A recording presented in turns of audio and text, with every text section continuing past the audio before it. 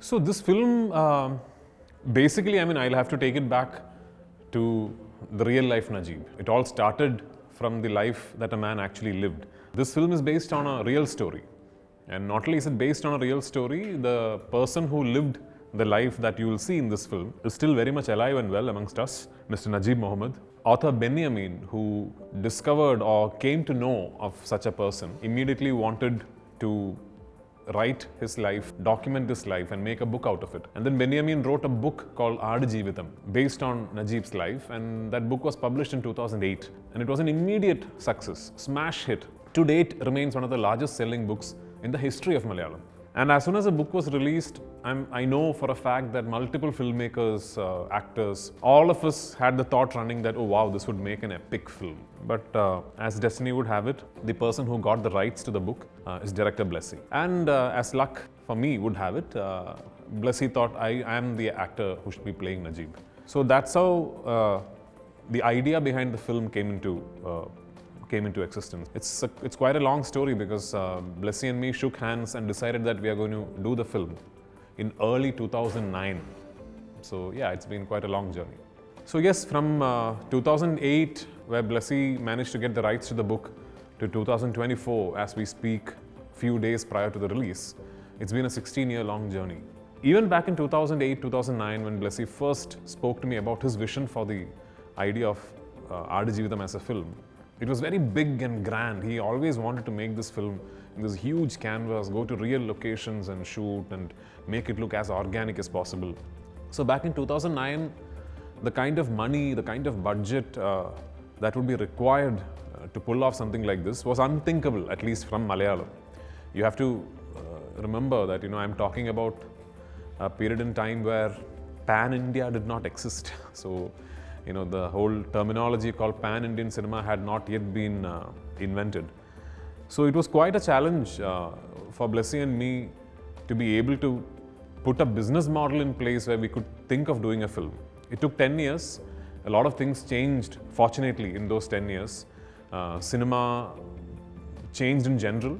Malayalam cinema in particular went through a transformation in terms of how we monetize our revenue streams, etc. And finally in 2018, even though it still remained, as it does today, a very, very big financial risk, we were able to start shoot. So 2018 we started shooting. We first shot the portions for which I put on a lot of weight. So the idea was, since the character required a physical transformation, that I would first put on a lot of weight and then lose the weight so that the change would seem all the more drastic. So I put on a lot of weight and we shot all those portions. First in Kerala, then we went to Jordan and shot the desert portions where I was required to look fat.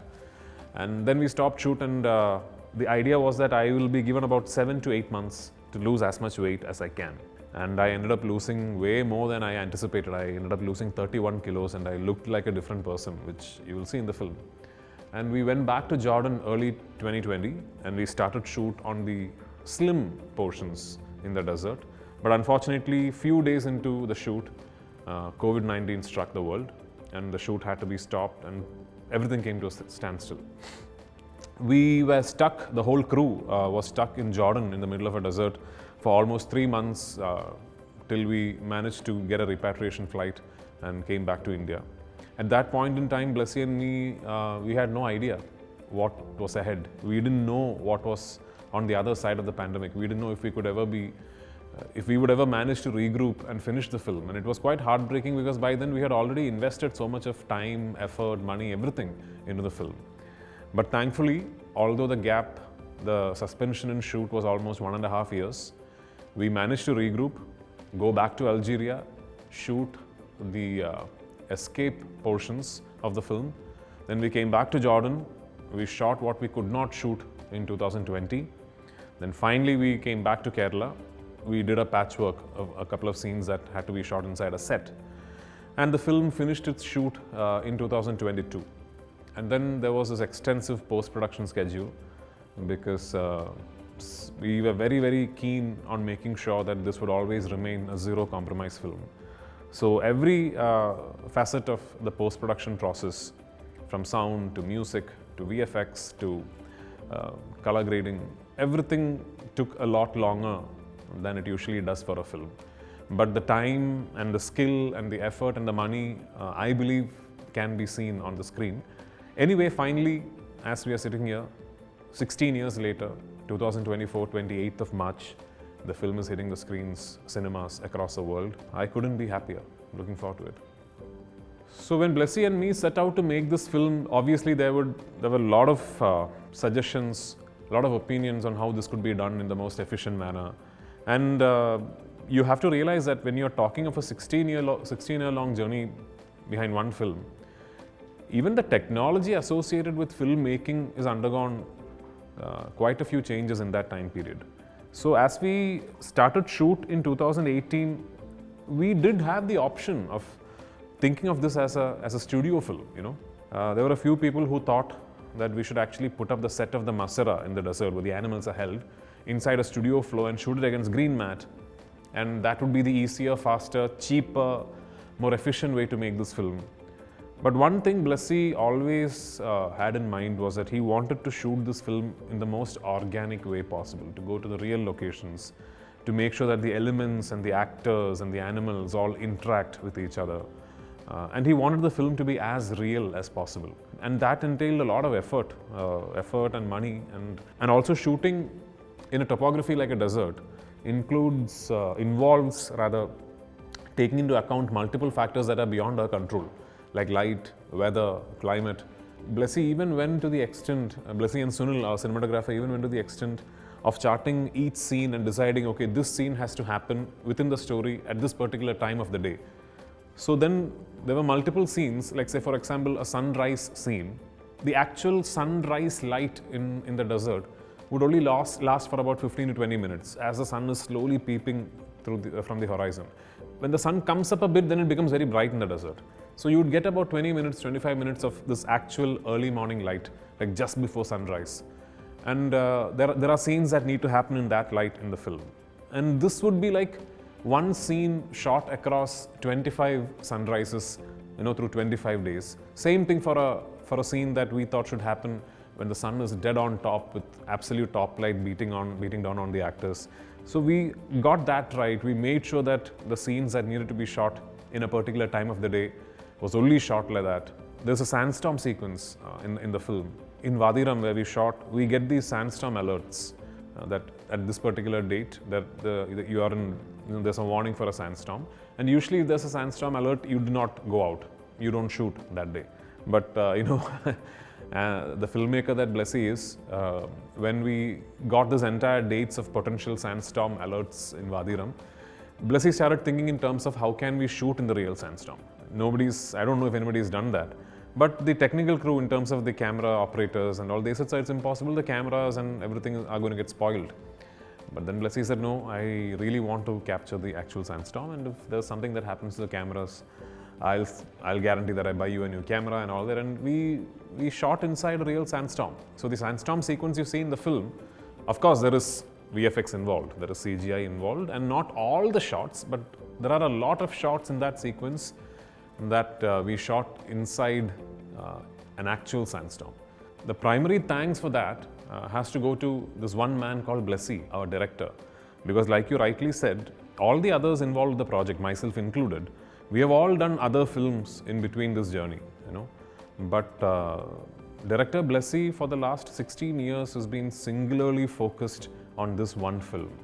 And I think it's his conviction, his laser-like focus, you know, his belief in what he's creating that led the team, that made sure that we were all traveling coherently in the same direction.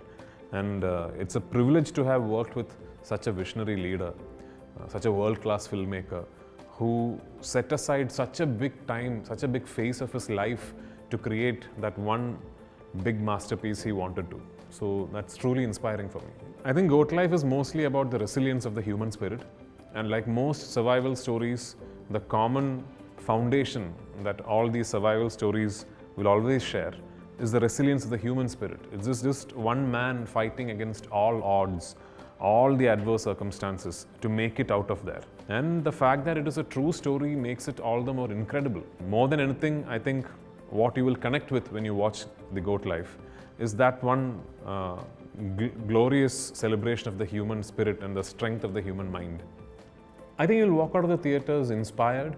We are going through a time and age when I think the human mind and our resilience is becoming progressively fragile due to various reasons, due to the age and time that we are living in, due to the fact that our world sometimes exists in something that is not real, like the digital domain.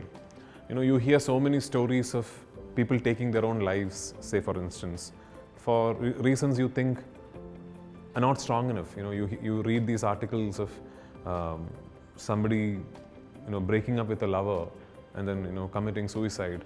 To put it in perspective, when you look at someone's life like Najib's, all the adversities that he had to go through, the circumstances that he had to fight against, the challenges that were posed in front of him, when an actual living man can take on so many odds and fight through it and survive them and reach the other end of it and then be able to tell his tale to the world, I think is a truly inspirational figure.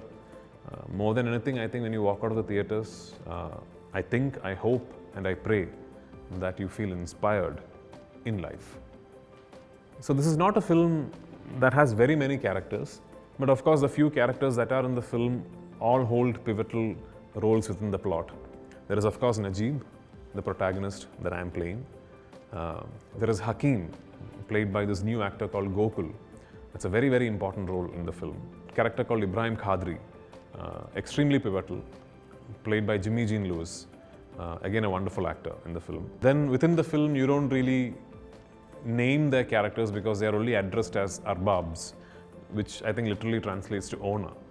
So there are two arbabs in the film. The main arbab being played by Talib, again a great actor from Oman, and the other arbab being played by Rick, another wonderful actor from the UAE. Then of course there is Sainu, Najib's wife, his biggest motivation to fight, his biggest motivation to live through those tough days. And Sainu is played by Amla Paul. Then there are a lot of other characters. All of them hold a very small but significant place, mostly in the flashback of Najib's existence, of that part of the story where Blessy tells you who was Najib before he landed up in the desert. What did he leave behind in those points?